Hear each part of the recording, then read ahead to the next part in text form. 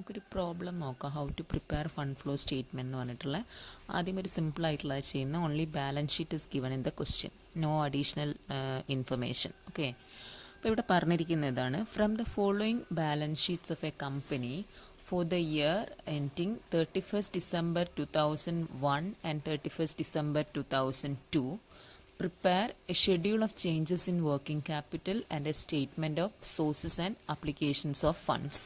അപ്പോൾ ഇവിടെ കൃത്യമായിട്ട് രണ്ട് പേരെടുത്ത് പറഞ്ഞിട്ടുണ്ട്. അതായത് schedule of changes in working ക്യാപിറ്റലും പ്രിപ്പയർ ചെയ്യാൻ പറഞ്ഞിരിക്കുന്നു. അതേപോലെ sources and applications of fund എന്ന് പറഞ്ഞാൽ ഏതാ? Fund flow statement. അപ്പം ഇങ്ങനെ ചിലപ്പം പ്രിപ്പയർ ഫണ്ട് ഫ്ലോ സ്റ്റേറ്റ്മെൻറ്റ് എന്ന് പറഞ്ഞാലും you have to prepare all these, you have to follow all these 3 steps. അതായത് first you have to calculate funds from operation, then prepare schedule of changes in working capital, then last prepare fund flow statement or sources and uses of funds. Okay, അപ്പോൾ question ഒന്ന് വായിക്കാം, എന്നിട്ട് ഓരോ item എവിടെ പോകും എന്നുള്ളത് നമുക്ക് നോക്കാം. ഈ 3 എണ്ണാണല്ലോ, ഈ 3 എണ്ണത്തിൽ ഏതെങ്കിലും ഒന്നിലേക്കാണ് പോവുക. Balance sheet items it is shown only at 1 place എന്ന് നമുക്കറിയാം. അപ്പോൾ share capital 3 lakh 4 lakh. Here share capital increases, increase in share capital, അതേപോലെ increase in debentures and increase in long term loans എന്ന് പറയുന്നത് ഈ these 3 items when increases it is a source of fund. Okay, അപ്പോൾ increase in share capital എന്ന് പറയുന്നത് എന്താ? Source of ഫണ്ടാണ്. അപ്പോൾ ഫണ്ട് ഫ്ലോ സ്റ്റേറ്റ്മെൻറ്റിൽ എവിടെ കാണിച്ചിരിക്കണം? സോഴ്സസിൽ. ഓക്കെ, ഇനി സൺട്രി ക്രെഡിറ്റേഴ്സ്. സൺട്രി ക്രെഡിറ്റേഴ്സ് എന്ന് പറഞ്ഞാൽ എന്താ? അത് കറന്റ് ലയബിലിറ്റി എന്ന് നിങ്ങൾക്കറിയാം. കറന്റ് ലയബിലിറ്റീസ് എവിടെ എടുക്കേണ്ടത്? All current assets and current liabilities are taken in schedule of changes in working capital. അപ്പോൾ കറന്റ് ലയബിലിറ്റി 1 lakh 70,000 ആയതാണ്. So here current liability increases, therefore working capital current liability decreases, therefore working capital increases. Okay, then profit and loss account 15,000 30,000. അപ്പോൾ നോക്കിയാൽ മനസ്സിലാവാം ഇവിടെ net profit എത്ര വന്നിട്ടുണ്ട്. അതായത് കഴിഞ്ഞ കൊല്ലത്തെ ബാലൻസ് 15,000 ആയിരുന്നു, അത് ഇപ്രാവശ്യം 30 ആയിട്ടുണ്ട്. അപ്പോൾ നെറ്റ് പ്രോഫിറ്റ് എന്ന് പറയുന്നത് എത്രയാണ് വരുന്നത്? ആ difference net profit 15,000 net profit. അപ്പോൾ ഈ നെറ്റ് പ്രോഫിറ്റ് നിങ്ങൾ എപ്പോഴാണ് എടുക്കേണ്ടത്? ഫണ്ട്സ് ഫ്രം ഓപ്പറേഷൻസ് കാൽക്കുലേറ്റ് ചെയ്യാൻ വേണ്ടിയിട്ടാണ്. ആ നെറ്റ് പ്രോഫിറ്റിൻ്റെ കൂടെ ഏതെങ്കിലും ആഡ് ചെയ്യാനോ ലെസ് ചെയ്യാനോ ഉണ്ടെങ്കിൽ ചെയ്തിട്ട് you have to find out funds from operation. ഇനി ഒന്നുമില്ല എന്ന് പറഞ്ഞാൽ ഫണ്ട്സ് ഫ്രം ഓപ്പറേഷൻ എന്ന് പറയുന്നത് ഈ നെറ്റ് പ്രോഫിറ്റ് തന്നെയായിരിക്കും. ആഡ് ചെയ്യാനോ ലെസ് ചെയ്യാനോ ഇല്ലെങ്കിൽ. ഓക്കെ, ഇനി അസറ്റ് സൈഡിലേക്ക് നോക്കാം. അസറ്റ് സൈഡ് ഐറ്റംസ് എന്ന് പറയുന്നത് ഏതൊക്കെയാണെന്ന് അറിയോ? First item plant and machinery. Plant and machinery 50,000 60,000. ഒറ്റയടിക്ക് നോക്കിയാൽ അറിയാം പ്ലാന്റ് ആൻഡ് മെഷീനറി ഇൻക്രീസസ്. അപ്പോൾ ഇൻക്രീസ് ഇൻ ഫിക്സഡ് അസറ്റ് എന്ന് പറഞ്ഞാൽ എന്താ? It is A purchase of asset. അപ്പോൾ പ്ലാന്റ് ആൻഡ് മെഷീനറി പെർച്ചേസ് ചെയ്തതാണ്. അപ്പോൾ പ്ലാന്റ് ആൻഡ് മെഷീനറി പെർച്ചേസ് ചെയ്യുന്ന സമയത്ത് എവിടെ പോവുക? ഫണ്ട് ഫ്ലോ സ്റ്റേറ്റ്മെൻറ്റിൽ യൂസസ് അല്ലെങ്കിൽ ആപ്ലിക്കേഷൻസ് എന്ന് പറയാം. Then furniture and fixtures 10,000 15,000. ഇതിൽ ഞാൻ കൂടുതൽ എക്സ്പ്ലെയിൻ ചെയ്യുന്നില്ല. സെയിം വേ, അതായത് here also it increases, so application of fund. Stock in trade, stock in trade, debtors and cash. These 3 items are current assets. So current assets are taken in schedule of changes in working capital. Okay, അപ്പോൾ അത് current asset increase ചെയ്തിട്ടാണോ decrease ചെയ്തിട്ടാണോ നോക്കിയിട്ട് അതിനനുസരിച്ചിട്ട് working capital increase ആണോ decrease ആണോ കണ്ടുപിടിക്കാം. അപ്പം ഓരോന്നായിട്ട് ചെയ്യാൻ ശ്രമിക്കാം.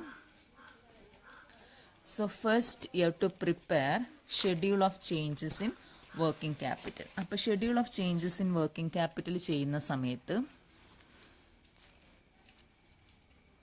നമ്മൾ ഈ പ്രോബ്ലം സോൾവ് ചെയ്യാൻ പോവാണ്. അപ്പോൾ ആദ്യം ഫസ്റ്റ് സ്റ്റെപ്പ് ചെയ്യാൻ പോകുന്നത് preparation of schedule of changes in working capital. അപ്പോൾ അതിൽ നമ്മൾ ഏത് മാത്രം എടുക്കാനാണ് പഠിച്ചിട്ടുള്ളത്? Only current assets and current liabilities. അതിൻ്റെ ഫോർമാറ്റ് ഒന്നും ഞാൻ എക്സ്പ്ലെയിൻ ചെയ്യുന്നില്ല, അതൊക്കെ നിങ്ങൾ നോക്കിക്കൂടാ. ഓക്കെ, അപ്പം ഇവിടെ only 3 components of current asset and only 1 component of current liabilities are given. അപ്പം നോക്കാം ഓരോ ഐറ്റം ആയിട്ട്. ക്യാഷ് 1,10,000 1,70,000. അതായത് 2001 ക്യാഷ് 1,10,000 ആയിരുന്നു. അത് 2002 ആയപ്പോഴേക്ക് എത്രയായിട്ടുണ്ട്? 1,70,000. So cash balance increases. So increase in current asset increases working capital. So increase എന്ന് പറയുന്നത് എത്രയാണ് വരുന്നത്? Net increase 60,000. Debtors 1,60,000 1,50,000. Here current asset decreases, so working capital also decreases. Net decrease എന്ന് പറയുന്നത് എത്ര വരും? 10,000. Then stock in trade 85,000, 1,05,000. Stock increases. When current asset increases, working capital also increases. അപ്പോൾ increase എന്ന് പറയുന്നത് എത്രയാണ് വരുന്നത്? 20,000. Okay. Then get total of current assets. ഇതാണ് total of current assets വരുന്നത്. Okay. Then current liabilities one by one. Here only one item, sundry creditors. Sundry creditors 1,70,000. So here current liability decreases. When current liability decreases, working capital increases. So net increase in working capital 30,000. Okay. The next step, get total of current liabilities. ഇതാണ് total of current liabilities എന്ന് പറയുന്നത്. Then calculate working capital of the two periods. So first calculate working capital of 2001. Total current assets of 2001 minus total current liabilities. Okay. So 3,55,000 minus 1 lakh. Working capital of 2001 എന്ന് പറയുന്നത് എത്ര വരുന്നു? 2,55,000. Same way calculate working capital of 2002. Total current asset 4,25,000 minus total current liability 70,000. So working capital 3,55,000. So working capital increases. That is in 2001 working capital was 2,55,000 and in 2002 it is increased to 3,55,000. So net increase in working capital 1 lakh. അപ്പോൾ എവിടെ difference വേണ്ടത് നോക്കി അവിടെ കൊടുക്കുക വേണ്ടത്.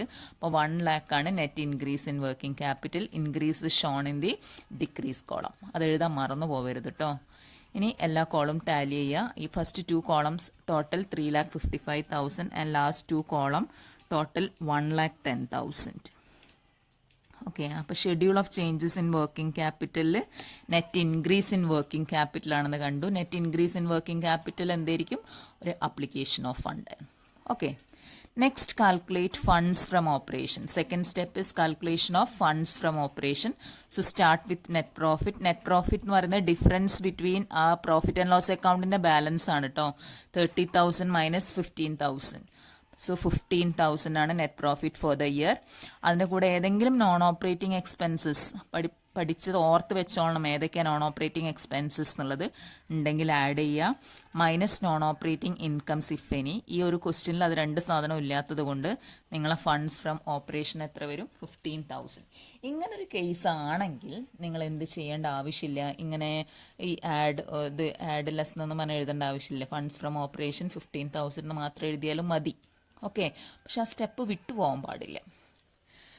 Then last step, preparation of fund flow statement. Fund flow statement എഴുതാം, അല്ലെങ്കിൽ sources and uses of fund statement എന്നൊക്കെ എഴുതാം. ഫണ്ട് ഫ്ലോ സ്റ്റേറ്റ്മെൻറ്റിൽ നമ്മൾ തുടങ്ങേണ്ടത് ഏത് വെച്ചിട്ടാണ്? ഞാൻ ബാലൻസ് ഷീറ്റ് എക്സ്പ്ലെയിൻ ചെയ്തപ്പോൾ പറഞ്ഞു. ഫസ്റ്റത്തെ സോഴ്സായിട്ട് വരുന്നത് ഏതാണ്?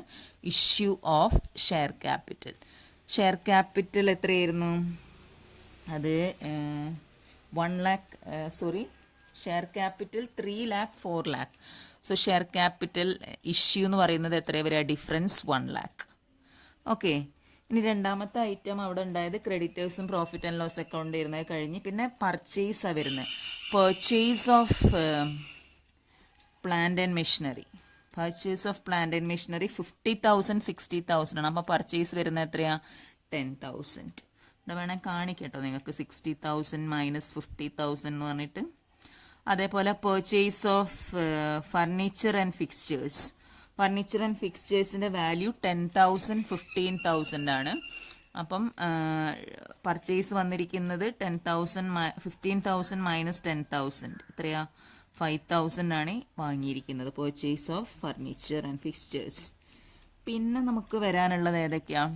ഇനി എടുക്കേണ്ടത് ഈ 2 സ്റ്റെപ്പിലുള്ള അതിൻ്റെ റിസൾട്ട്. അപ്പം net increase in working capital എന്ന് പറയുമ്പം അതെന്താണെന്നാണ് നമ്മൾ പഠിച്ചിട്ടുള്ളത്? It is an application of fund.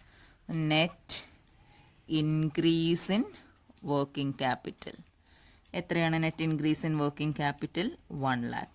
അതേപോലെ ഫണ്ട്സ് ഫ്രം ഓപ്പറേഷൻ എന്ന് പറഞ്ഞാൽ it is a source of fund. അപ്പോൾ ഫണ്ട്സ് ഫ്രം ഓപ്പറേഷൻസ് 15,000. ഇത്രയും ഐറ്റംസ് ആണ് നമുക്ക് എടുക്കാനുള്ളത് നമ്മളെ ഫണ്ട് ഫ്ലോ സ്റ്റേറ്റ്മെൻറ്റിൽ. ഇത് ടാലി ആവണം. Fund flow statement sources of ഫണ്ട്സും സോഴ്സസ് ഓഫ് ഫണ്ട്സും ഈക്വൽ ആയിരിക്കണം. സോ 1,15,000. 15 മാർക്കിൻ്റെ ക്വസ്റ്റ്യൻ ആയിട്ടാട്ടോ വരിക. അതുകൊണ്ട് ശരിക്കും പഠിച്ചു. ഇത് വളരെ സിമ്പിളായിട്ടുള്ളതാണ്, കാരണം ഒരു അഡ്ജസ്റ്റ്മെൻറ്റും ഇല്ല. അപ്പോൾ ഇങ്ങനത്തെ ഒരു പ്രോബ്ലം ഞാൻ ഹോംവർക്കായിട്ടും തരാം. Thank you.